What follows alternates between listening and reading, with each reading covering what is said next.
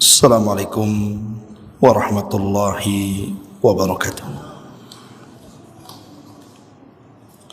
Di siang ini kita akan membahas tentang musibah yang baru-baru terjadi di negeri kita.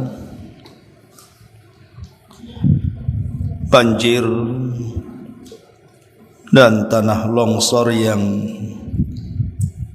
terjadi di hampir sebagian besar tanah Sumatera. Kita tahu bahwa kalau kita melihat berita yang menginformasikan tentang bencana alam di negeri kita ini, akhir-akhir ini curah hujan yang sangat banyak sekali, ditambah angin yang menghembus kencang, mengakibatkan beberapa titik di negeri kita ini terjadi banjir hebat. Bahkan disertai dengan tanah longsor yang membawa gelondongan kayu-kayu yang menghancurkan rumah-rumah warga. Tidak sedikit yang kemudian meninggal dunia. Bahkan diperkirakan hampir 800 lebih korban jiwa dalam bencana alam ini. Belum orang-orang yang hilang yang belum ditemukan, entah berapa jumlahnya. Belum lagi kemudian pengungsian di mana-mana yang mengakibatkan kelaparan yang terkadang memicu kriminal di tengah-tengah masyarakat. Banyak analis yang kemudian berkomentar. Ada yang mengatakan kenapa bencana alam tahun ini begitu dahsyat, seolah-olah bagaikan tsunami yang menghantam tahun-tahun sebelumnya. Ada yang mengatakan karena ulah para pembalak. Belum lagi kemudian tambang-tambang yang merusak alam, dan begitu seterusnya. Akhirnya kemudian dampak hujan ini bukan hanya menjadi nikmat bagi manusia, bahkan menjadi azab yang mengakibatkan banyak korban jiwa. Lalu siapa yang disalahkan di sini? Ma'asyiral muslimin yang dimuliakan Allah Subhanahu wa taala. Baik, sebelum kita menjelaskan tentang kenapa musibah banjir, longsor, hujan yang menghancurkan ini, ada apa di balik semuanya, maka sedikit kita akan menjelaskan tentang hujan itu sendiri. Ma'asyiral muslimat yang dimuliakan Allah Subhanahu wa taala, pada dasarnya hujan adalah nikmat yang sangat besar yang Allah Subhanahu wa taala anugerahkan kepada kita,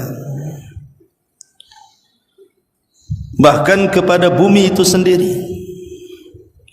Karena kalaulah bukan karena Allah Subhanahu wa taala yang menurunkan hujan kepada kita dan kepada bumi yang kita pijak ini, tentu satu dunia akan mengalami gersang dan kekeringan. Tapi Allah Subhanahu wa taala telah mencatat segala sesuatu yang terjadi di alam semesta ini, termasuk juga rizki yang dicatat kepada makhluk yang diciptakannya. Lah, salah satunya adalah turunnya hujan. Makanya hujan itu bagian tanda dari tanda-tanda kebesaran Allah. yang menunjukkan kerububiahan Allah Subhanahu wa taala. Makanya Allah Subhanahu wa taala mengatakan, ya ayyuhan nasu ubudu rabbakumul ladzi khalaqakum walladzina min qablikum la'allakum tattaqun alladzi ja'ala lakumul arda firasyan was samaa'a binaa'a wa anzala minas samaa'i ma'an fa akhraja bihi minas thamarati rizqan lakum. Wahai manusia, sembahlah Rabb kalian yang telah menciptakan kalian dan menciptakan orang sebelum kalian agar kalian bertakwa. Dialah Allah yang telah menjadikan bumi ini terhampar dan langit menjadi atap dan bangunan, serta Allah menurunkan dari langit hujan. Dengan itu Allah Subhanahu wa taala tumbuhkan berbagai macam buah-buahan. Itu semua adalah rizki untuk kalian. Dari ayat ini kita tahu bahawa hujan itu tanda rububiyah Allah Subhanahu wa taala. Allah lah yang menurunkan hujan bagi hamba-hambanya. Ma'asyiral muslimat yang dimuliakan Allah Subhanahu wa taala, lebih daripada itu, bahwa hujan adalah bagian daripada qudrah, kemampuan Allah Subhanahu wa taala di dalam mengatur alam semesta, di mana Allah Subhanahu wa taala mewakilkan tugas ini kepada beberapa para malaikat yang ditugaskan untuk menurunkan hujan. Tentu tidak lain in'aman wa rahmatan, sebagai nikmat-nikmat dan rahmat yang Allah anugerahkan kepada hamba-hambanya. Ma'asyiral muslimat yang dimuliakan Allah Azza wa Jalla, meskipun demikian terkadang hujan juga bentuk istidraj bagi hamba-hambanya, di mana ada sebagian hamba Allah Subhanahu wa taala yang tidak tahu bersyukur kepada Allah Subhanahu wa taala, yang kufur dengan nikmat Allah Subhanahu wa taala, tapi masih juga diturunkan hujan kepada mereka. Maka kalau seandainya satu daerah penuh dengan kemaksiatan, penuh dengan kemungkaran, tapi Allah masih menurunkan hujan kepada daerah tersebut, ketahuilah bahwa itu hanya sekedar istidraj saja. Allah sengaja menurunkan hujan sampai pada waktunya hujan itu bisa saja membahayakan mereka. Makanya Nabi SAW mengatakan, idza ra'aitallaha yu'til abda minad dunya ala ma'asihi ma yuhibbu fa innama huwa istidraj. Kalau engkau melihat Allah memberikan sebuah nikmat kepada hambanya, sementara hamba ini di atas kemaksiatan dan dia suka melakukan kemungkaran, maka nikmat yang Allah anugerahkan kepada mereka itu hanyalah istidraj. Boleh jadi sebuah daerah yang selama ini mendapatkan nikmat hujan, dengan hujan itu ladang-ladang mereka menjadi subur, sawah-sawah mereka menjadi subur, hutan-hutan juga kurang lebih seperti itu, padahal penduduknya tidak pernah bersyukur kepada Allah, padahal penduduknya di atas kemaksiatan kepada Allah Azza wa Jalla. Ingat, satu hari hujan ini tidak lagi akan membawa nikmat, tidak lagi hujan ini akan membawa rahmat. Boleh jadi kebalikannya, hujan ini akan menimbulkan bencana alam yang merata. Makanya Allah Subhanahu wa taala mengatakan dalam surah Al-An'am ayat 44, falamma nasu ma dzukkiru bihi fatahna alaihim abwaaba kulli syai'in hatta idza farihu bima utu akhadnahum baghtatan fa idza hum mublisun. Ketika mereka sudah melupakan apa yang diingatkan kepada mereka, ketika mereka sudah melupakan apa yang diperingatkan kepada mereka, sudah tidak peduli lagi dengan perintah-perintah dan larangan Allah, sudah tidak dipedulikan lagi ajaran-ajaran Rasulullah, maka kami akan bukakan kepada mereka pintu-pintu segala sesuatu yang mereka bisa capai dari urusan dunia ini.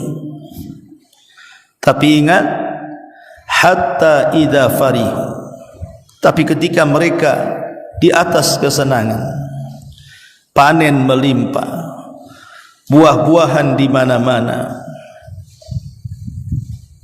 ketika mereka kemudian di atas kesenangan mendapatkan nikmat itu, akhadnahum baghta, tiba-tiba Allah turunkan bencana kepada mereka secara tiba-tiba. Tanpa mereka sadari, tiba-tiba tengah malam datang longsor, datang banjir, datang angin, datang gempa, datang tsunami, dan musibah-musibah yang lain. Fa idzahum mublisun, tiba-tiba mereka hanya bisa terdiam berputus asa. Ma'asyiral muslimin yang dimuliakan Allah Subhanahu wa taala, maka hati-hatilah kalau sebuah negeri mereka terlena dengan kenikmatan tapi mereka tidak pernah bersyukur, satu hari akan datang azab kepada mereka sebagai peringatan. Ma'asyiral muslimin yang dimuliakan Allah Subhanahu wa taala, Nabi sallallahu alaihi wasallam apabila melihat awan dan juga angin, dan awan serta angin itu tidak biasa, maka ada perubahan dalam wajahnya. Kenapa berubah wajahnya? Disebutkan dalam Sahih Bukhari dari Aisyah radhiyallahu anha, kana an-nabiy sallallahu alaihi wasallam idza ra'a ghaiman aw rihan urifa dzalika fi wajhihi. Adalah Nabi sallallahu alaihi wasallam apabila melihat awan yang sangat tebal pekat hitam dan angin kencang yang bertiup, maka akan terjadi perubahan pada wajahnya. Nampak kekhawatiran di wajah Nabi. Fakultu ya Rasulullah, kata Aisyah radhiyallahu anha, wahai Rasul, innan nasa qad idza ra'au al-ghaima farihu raja'an an yakuna fihi al-matar, wa idza ra'aitahu urifa fi wajhika al-karahiyatu. Kata Aisyah radhiyallahu anha, Rasul, bukankah manusia apabila melihat awan hitam pekat mereka senang dan mereka mengharap hujan turun? Tapi kenapa aku melihat wajahmu berbeda, seolah-olah tidak ada nampak senang? Bahkan Nabi SAW mengatakan, ya Aisyah, ma yu'amminuni an yakuna fihi adab. Wahai Aisyah, tahu enggak kamu, aku melihat awan-awan dan angin-angin kencang ini, jangan-jangan itu azab dari Allah Subhanahu wa taala. Qad adzaba qaumun birihin, bukankah telah banyak kaum sebelum kita yang diazab dengan angin?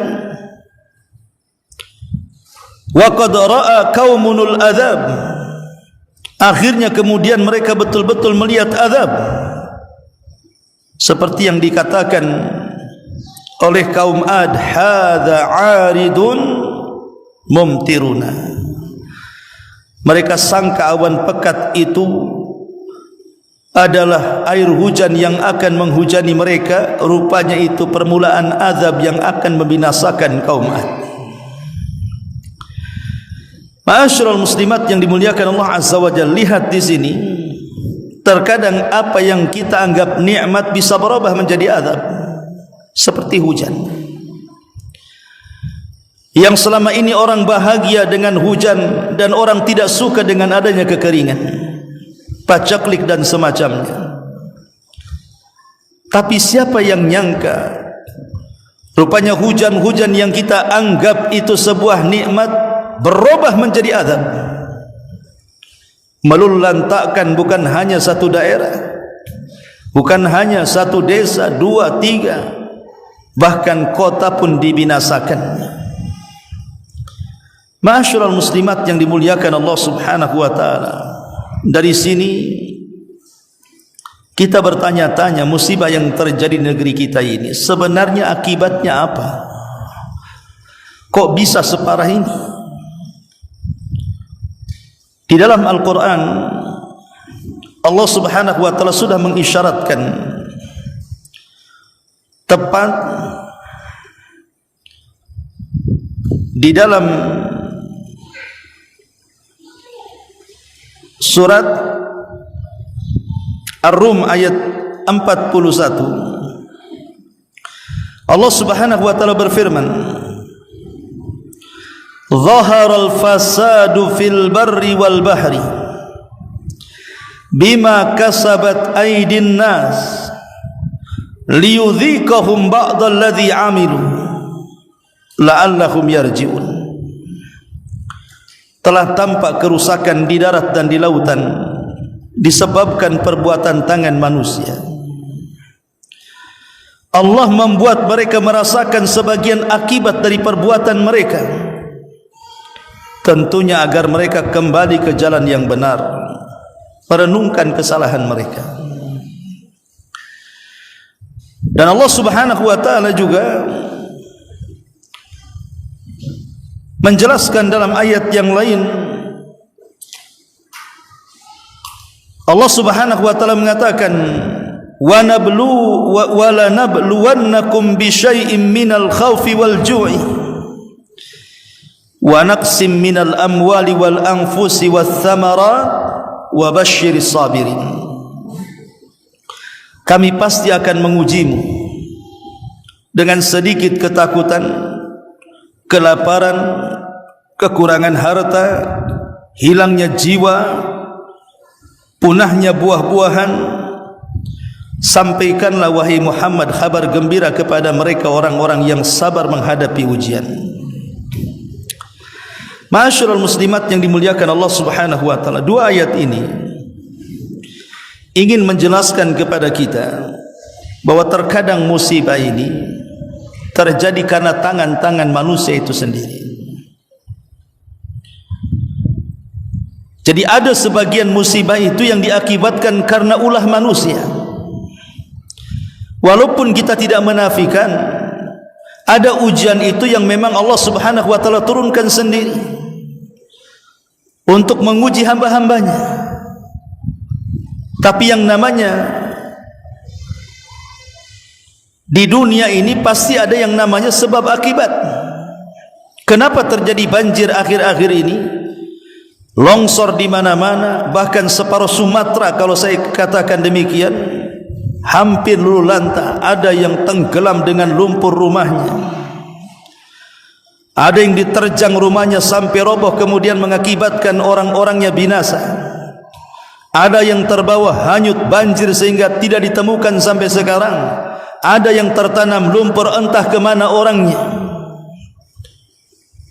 Bahkan sampai hari ini banyak orang-orang yang belum ditemukan akibat terseret banjir dan tertimbur lumpur. Anehnya, banyak kayu-kayu yang melintang di mana-mana, yang merusak, yang dibawa banjir kemudian merusak bangunan-bangunan, baik yang kokoh ataupun yang rapuh. Pertanyaannya, dari mana kayu-kayu ini? Kenapa sebanyak itu? Makanya ada sebagian pemerhati lingkungan mengatakan bahwa di antara sebab terbesar terjadi bencana alam ini karena ulah perbuatan manusia. Tambang-tambang ilegal, pembalakan-pembalakan hutan dan yang semacamnya yang sudah terjadi bertahun-tahun lamanya. Allah Subhanahu wa taala ingin menggerakkan tentaranya berupa alam semesta ini untuk memunculkan kuasanya. bahwa Allah Maha Kuasa. Sehebat apapun manusia itu menggali nikmat Allah Subhanahu wa taala, sehingga mereka merasa sudah kaya raya dengan perbuatan mereka. Ingat, dunia ini kalau Allah Subhanahu wa taala berkehendak, bisa saja Allah hancurkan dalam sekejap. Lihat rumah-rumah megah yang berdiri diterjang oleh banjir, lumpur dan longsor, lenyap seketika.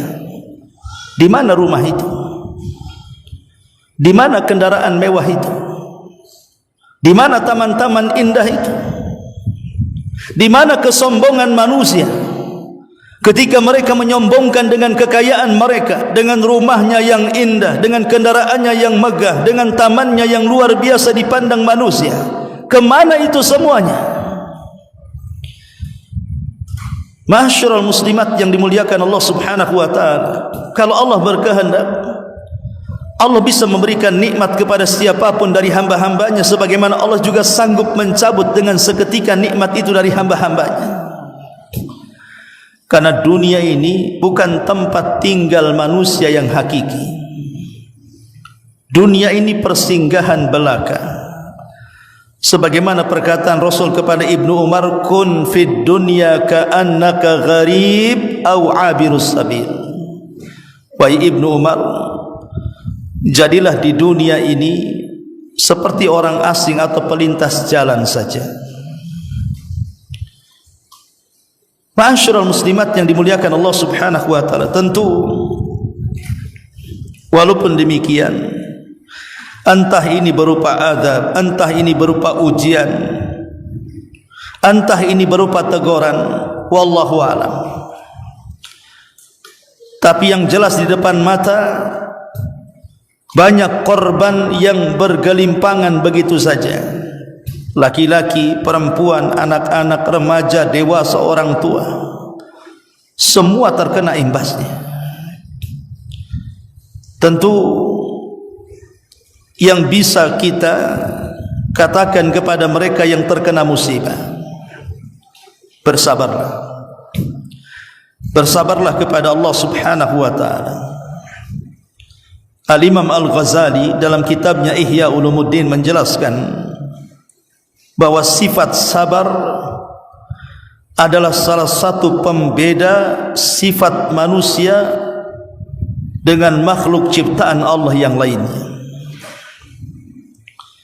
Malaikat tidak memiliki sifat sabar. Binatang-binatang juga tidak memiliki sifat sabar. Hanya manusia yang memiliki sifat sabar. Makanya kata Ghazali mengatakan, fa inna sabra khasiyatul insi wala yatasawwaru dhalika fil bahaimi wal malaikati, amma fil bahaim falinuqsaniha wa amma fil malaikati falikamaliha. Kata Imam Ghazali, sesungguhnya kesabaran itu termasuk keistimewaan manusia yang tidak ditemukan pada binatang dan para malaikat. Adapun binatang, kenapa mereka tidak punya kesabaran? Karena mereka adalah makhluk yang banyak kekurangan, banyak keterbatasan. Sedangkan malaikat, kenapa mereka tidak memiliki kesabaran? Karena terlalu sempurna bagi para malaikat untuk memiliki sifat sabar, sehingga sabar ini hanya dimiliki manusia. Maka bersabarlah wahai saudara-saudaraku yang terkena musibah, karena alamat seorang mukmin sebagaimana disabdakan Nabi sallallahu alaihi wasallam, ajaban li amril mu'min, inna amrahu kullahu khairun walaysa dzalika li ahadin illa li mu'min, in asabathu sarra syakara fakana khairan lahu wa in asabathu dharra sabara fakana khairan lahu. Betapa mengagumkannya kondisi seorang mukmin, kata Nabi. Sesungguhnya dalam kondisi apapun mereka menganggap perkaranya baik. Jikalau mereka ditimpakan sebuah kesenangan, mereka bersyukur dan syukur baik bagi mereka. Jika mereka ditimpakan sebuah madarat, kesulitan hidup, maka mereka bersabar dan sabar baik untuk mereka. Dan dua-duanya bagi seorang mukmin adalah kebaikan. Baik nikmat ataupun musibah, bagi seorang mukmin dua-duanya kebaikan. Ma'asyiral muslimat yang dimuliakan Allah Subhanahu wa taala, bukankah iman itu terbagi menjadi dua? Separuhnya sabar dan separuhnya syukur. Sebagaimana yang dikatakan Al-Imam Al-Baihaqi dalam kitab Syu'abul Iman, al-imanu nisfani, nisfun fi sabri wa nisfun fi syukri. Iman itu memiliki dua bagian. Satu bagian kesabaran dan bagian yang lainnya adalah bersyukur. Ma'asyiral muslimat yang dimuliakan Allah Subhanahu wa taala, maka kalau seandainya di antara kita ada saudara-saudara kita yang ada di Sumatera sana, Sumatera Barat, Padang, Medan dan yang semacamnya, yang terkena imbas daripada bencana alam ini, maka hibur mereka agar mereka tetap sabar dan terus mengharap rahmat Allah Subhanahu wa taala. Jangan putus asa. Dan bagi kita yang tidak terkena musibah di sini, jangan merasa aman dari makar Allah Subhanahu wa taala. Jangan katakan itu kan banjir ada di Padang, ada di Medan. Ya, betul. Memang musibah sekarang berada di bagian mereka. Bukan berarti Allah tidak sanggup mengirim itu ke tempat kita. Maka jangan merasa aman dari makar Allah Subhanahu wa taala. Hendaklah kalau kita melihat saudara-saudara kita terkena musibah, jadikan musibah yang menimpa saudara kita pelajaran bagi hidup kita. Bukankah Allah yang mengatakan, wa ma nursilu bil ayati illa takhwifa? Tidaklah kami mengutus tanda-tanda kuasa kami, kata Allah, dalam rangka menakut-nakuti hambanya. Maka kita yang jauh di sini dari musibah, semakinlah berdekat kepada Allah Subhanahu wa taala. Semakin mendekatkan diri kepada Allah Subhanahu wa taala, dan jangan pernah aman dari makar Allah Subhanahu wa taala. Karena lihat kebanyakan musibah yang terjadi di negeri kita ini persis seperti yang dikatakan Allah. Musibah itu datang di malam hari saat manusia terlena tidur. Bahkan terkadang walaupun datang di siang hari saat manusia terlena mengejar dunia. Ya, karena Allah Subhanahu wa taala kalau mengirim bencana ini tanpa sepengetahuan manusia, untuk menunjukkan rububiyah Allah Subhanahu wa taala. Dan itu kita bisa saksikan di negeri kita kan. Lihat bagaimana tsunami, bagaimana gempa, bagaimana banjir setiap tahunnya.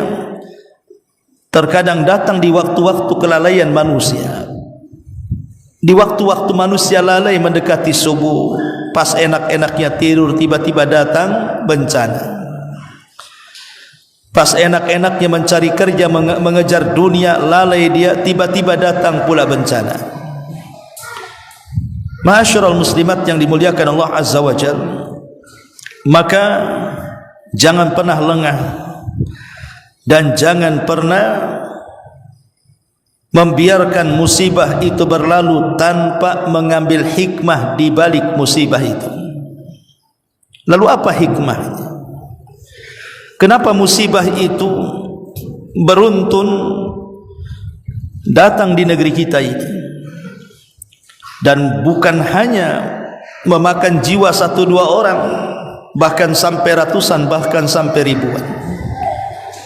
Pertama, tahqiq al-ubudiyyati lillah. Dengan adanya musibah, kita semakin mewujudkan penghambaan kita kepada Allah Subhanahu wa taala. Kita ini hamba. Bisa apa kita di hadapan Rabb kita? Kita tidak punya kemampuan apapun di hadapan Tuhan kita. Buktinya tidak ada yang sanggup mencegah bencana. Tidak ada yang sanggup mencegah atau menangkal bencana. Apabila bencana datang, siapa yang sanggup mencegahnya? Kita ini hamba berhadapan dengan Rabb yang sangat kuat, tidak ada apa-apanya. Maka buktikan kehambaan kita kepada Allah Subhanahu wa ta'ala. Yang kedua, terkadang musibah ini kafaratun lidzunub, bisa menghapuskan dosa-dosa kita. Disebutkan dalam hadis, Nabi sallallahu alaihi wasallam mengatakan, "Ma yazalul bala'u bil mu'min wal mu'minati fi nafsihi wa waladihi wa malihi hatta yalqa Allah wa ma alaihi khati'ah." Senantiasa bala akan menimpa seorang mukmin laki-laki dan perempuan, baik terhadap diri, anak dan keluarga serta harta, sampai dia akan mendapati Allah Subhanahu wa ta'ala dan tidak memiliki dosa sama sekali. Dari sini kita tahu bahwa terkadang bencana itu bagi orang yang beriman bisa saja dalam bentuk kafarah. Mungkin sebelum-sebelumnya kita banyak dosa yang mengundang murka Allah, kita tidak tahu. Maka dengan cara Allah Subhanahu wa ta'ala mengirimkan bencana ini, bagi seorang mukmin bisa kita yakini bahwa boleh jadi Allah sedang membuat kafarah untuk dosa-dosa kita. Atau yang ketiga, husulul ajri wa rif'atud darajah. Bisa saja dengan bencana ini mendatangkan pahala dan boleh jadi mengangkat derajat. Bukankah Rasul yang mengatakan, "Ma yusibul mu'min min syaukatin fama fawqaha illa rafa'ahu Allah biha darajah au khatta anhu biha khati'ah." Tidaklah seorang mukmin diberikan musibah walaupun hanya sekedar terinjak duri atau mungkin di atas itu, kecuali Allah Subhanahu wa ta'ala akan mengangkat derajat dan menghapuskan kesalahan. Boleh jadi bagi warga Padang yang terkena musibah, Medan dan sekitarnya, boleh jadi Allah Subhanahu wa ta'ala sedang mengangkat derajat mereka, sedang mengumpulkan pahala untuk mereka. Karena kalau tidak ada musibah, tidak ada yang disebut dengan sabar. Kalau tidak ada musibah, mau sabar dari apa? Dengan adanya musibah ini muncullah akhlak sabar. Sabar dengan ketentuan Allah Subhanahu wa ta'ala dan keputusannya. Innama yuwaffas sabiruna ajrahum bighairi hisab. Sesungguhnya Allah Subhanahu wa ta'ala akan memberikan pahala bagi orang-orang yang sabar tanpa batas. Kemudian yang keempat, al-bala darsun min durusit tauhid wal imani wat tawakkul. Yang namanya bencana ini bagi seorang mukmin adalah pelajaran dari pelajaran-pelajaran tauhid, pelajaran iman dan pelajaran tawakal. Adapun pelajaran tauhid, bahwa tidak ada yang sanggup menimpakan musibah kecuali Allah Subhanahu wa ta'ala, sebagaimana tidak ada yang memberikan nikmat kecuali Allah Subhanahu wa ta'ala. Kalau Allah Subhanahu wa ta'ala sudah menghendaki adanya musibah, satu dunia mau menghalanginya, tidak ada yang sanggup untuk menghalanginya. Sebagaimana kalau Allah sudah turunkan nikmat, satu dunia mau menghalanginya, tidak ada yang sanggup menghalangi nikmat yang Allah anugerahkan kepada hamba-hambanya. Inilah pelajaran tauhid. Adapun pelajaran iman, maka jangan-jangan bala yang Allah timpakan kepada kita itu karena kita tidak pandai menjaga iman. Bukankah iman itu bertambah dan berkurang? Bukankah iman itu saat berkurang karena kemaksiatan dan bertambah karena ketaatan? Coba berfikir, jangan-jangan iman kita ini tidak dipupuk dengan baik sehingga kita banyak melakukan kemaksiatan sehingga turun iman drastis, bahkan sampai mengalami kehilangan iman. Dan situlah Allah Subhanahu wa taala menurunkan balanya atau pelajaran tawakal. Pelajaran tawakal hanya kepada Allah Subhanahu wa taala, zat yang kita bisa sandari. Allah bisa saja mencabut kekayaan dengan sekejap, sebagaimana Allah Subhanahu wa taala bisa membuat orang kaya dengan sekejap. Orang bisa memberikan dunia dengan sekejap, orang juga bisa merampas Allah juga bisa merampas dunia dengan sekejap. Qulillahumma malikal mulki tu'til mulka man tasha wa tanzi'ul mulka mimman tasha wa tu'izzu man tasha wa tudhillu man tasha biyadikal khair. Qulillahumma malikal mulki, katakan Allah lah yang memberikan kerajaan. Allah berhak memberikan kerajaan, Allah berhak mencabut kerajaan. Allah berhak memuliakan seseorang, Allah berhak menghinakan seseorang. Semua di tangan Allah Subhanahu wa taala. Ma'asyiral muslimin wal muslimat rahimakumullah. Kemudian pelajaran yang selanjutnya, pelajaran ini juga, kenapa musibah itu ditimpakan Allah kepada kita, supaya hati-hati kita ini terhindar dari sifat ujub dan takabur. Jangan pernah merasa besar, karena di sana ada zat yang paling besar. Jangan pernah merasa sombong, karena di sana ada zat yang paling sombong. Jangan merasa kurang ajar, karena di sana ada zat yang bisa melakukan segalanya kepada kita. Dengan adanya musibah menghilangkan kesombongan. Lihat Qarun, dia sombong dengan kekayaannya dan mengatakan innama utituhu min ilmin indi. Kekayaan ini tidak diraih kecuali karena kecerdasanku. Allah katakan fa khassafna bihi wa bidarihil arda. Kami tenggelamkan Qarun ke dasar bumi dan harta-hartanya. Lalu apa yang disombongkan Qarun? Sebagaimana apa yang disombongkan orang-orang kaya yang sombong dengan kekayaannya.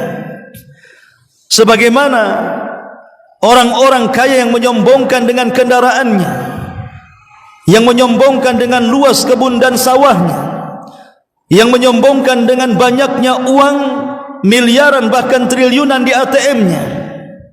Sekali sapu hilang semuanya.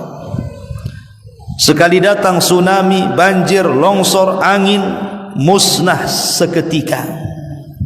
Lalu apa yang disombongkan di hadapan Allah Subhanahu wa taala, zat yang maha kuat. Ma'asyiral muslimin wal muslimat rahimakumullah. Bala juga terkadang mengingatkan kita tentang dosa-dosa agar kita bertobat kepada Allah Subhanahu wa taala. Ma asabakum min musibatin fabima kasabat aydikum wa ya'fu an katsir.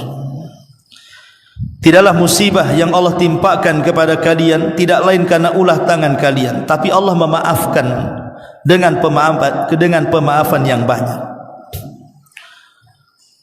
Sebagaimana dalam muqaddimah, setelah banyak para pemerhati lingkungan tentang peristiwa yang terjadi di daerah Sumatera, bahkan sebagian besar Sumatera terkena dampak musibah ini.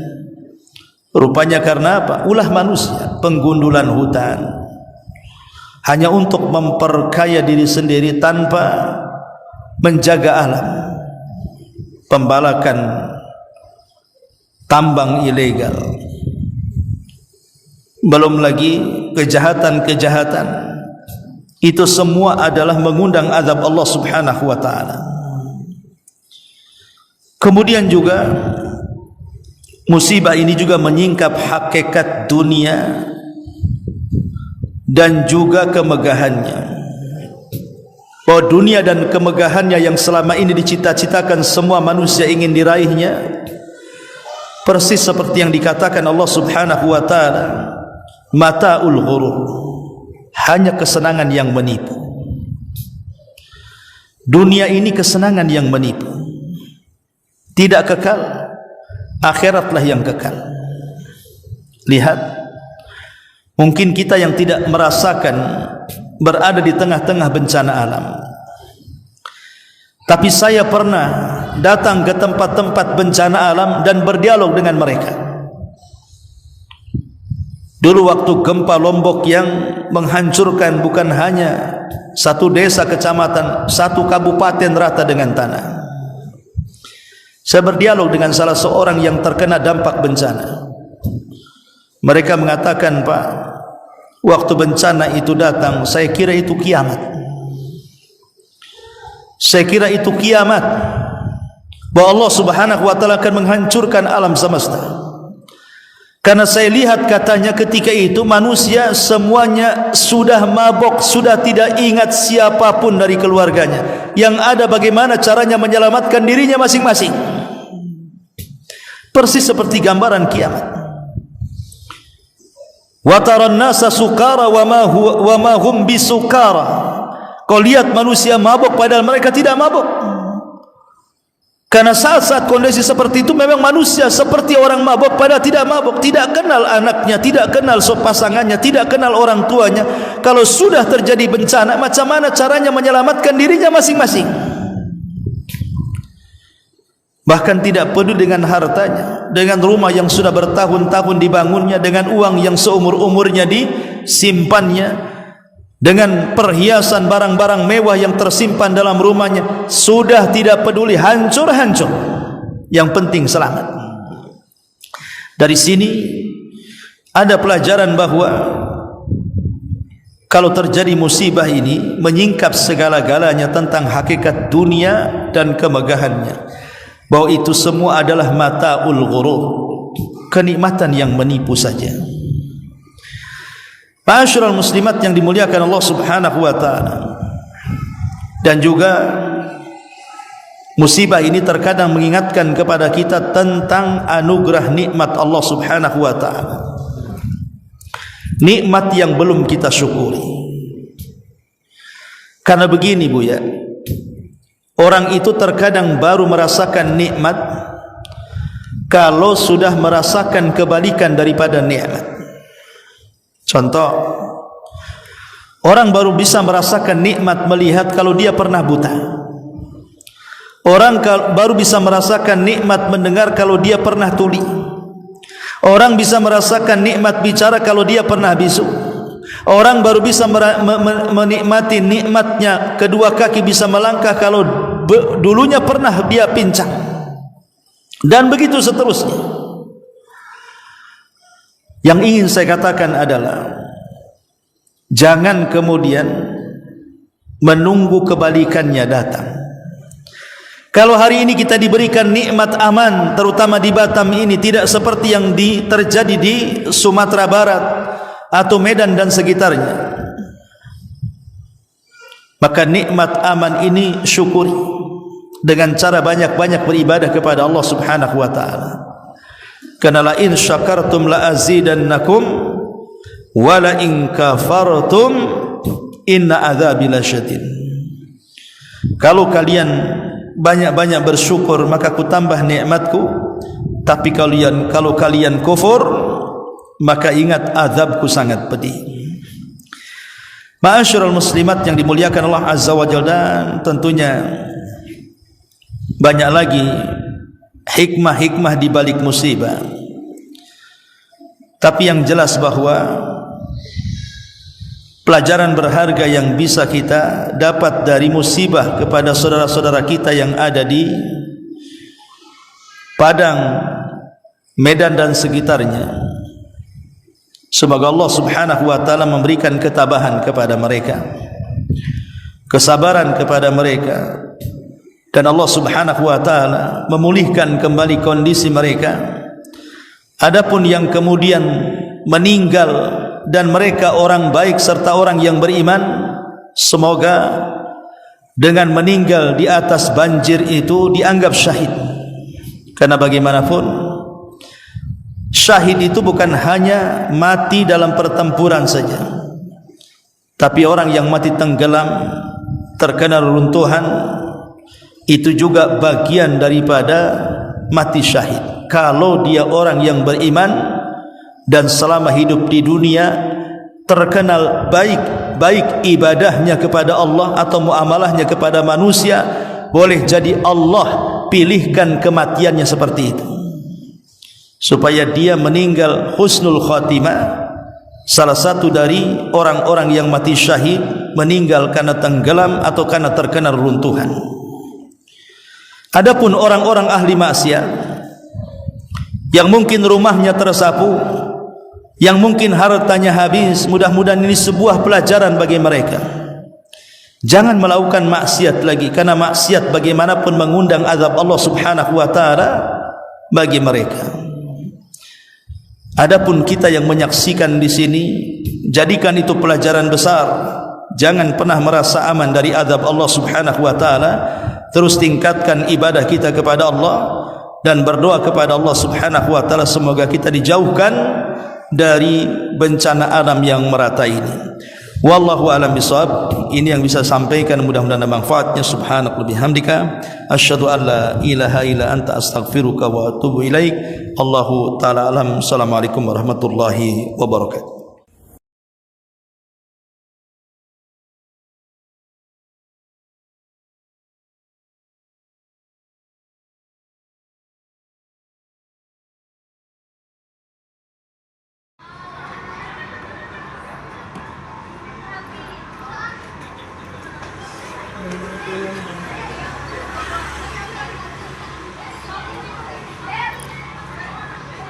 Jajan pengajak lari-lari sapaan. Aku sampe ngaku ning stadion.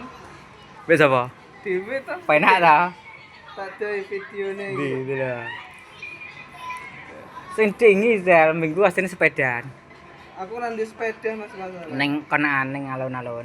Kok ndek sepeda aku masalah. Oke, dhewe ta.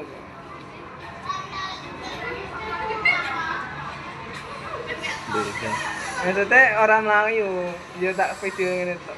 Gak lari, gak melaku gak? Maksudnya orang tak video lah Melayu. Kur pemanasan tok. Ya kok, lah kok aku lagi ngene terus. Iya ta lah wong kagak. Ya paling harus delok ta ora mungkin sampai. Ya maksudnya sering rono. Lah ya. Lah langgar sampean ngajak ya ayo. Aku tak siap sepatu. Lari-lari ta. Jogging penak ta. Wong akeh kok. Iya. Enak sih.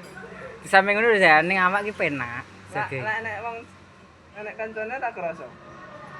Mlaku maro-maro wis aduh. Iya ta. Iya. Terang. Aku tau lari-lari ge mlaku iso ya. Sakit atau olahraga. Kita sama paling langsung mbok los paling wis gak tunggu pemanasan tek langsung wis penting banter ora akeh. Atlian kowe renang langsung semi to. Langsung mencolot ya. Langsung ngene. Kowe tok tengah tok lepasno keraton lho. Ketekluk ngono. Kelep aku. Larane ya. Aku roh tadi enak men ya. Yo gak kesel yo gak mengkos Iya, melayune lumayan banter ya. Oleh pirang-pirang puter ki ora kesel. Pernapasannya yo gak mengkos-mengkos. Mergo wis kulino. Sak apan to? Apa? Ya ning eneh. Aku lak event ra seneng aku. Event bayar 150. Bayar oleh tok. Ora seneng piye penak saya dendari kok kowe. Ya mending melok tapi rasa bayar langsung join padha. Ya nek wis sing event gede to biasae. Nek sing koyo sponsor yang bayar to. Denane kan sing aku yo lali yo. Tidak tak ndari tidak. Denane. Pendek statusku ki lho. Info nih lho. Terus aku juga Pak Is, Pak Is ini biasanya kan seneng to. Cuma Ya. aku gak seneng mah, gak seneng bayar aku. Maksudnya Ki ora to, nek sing calok iki gak bayar to, Guys. sing lagi wi. Heeh. Sak status ki lho. Bayar to. Megas juga.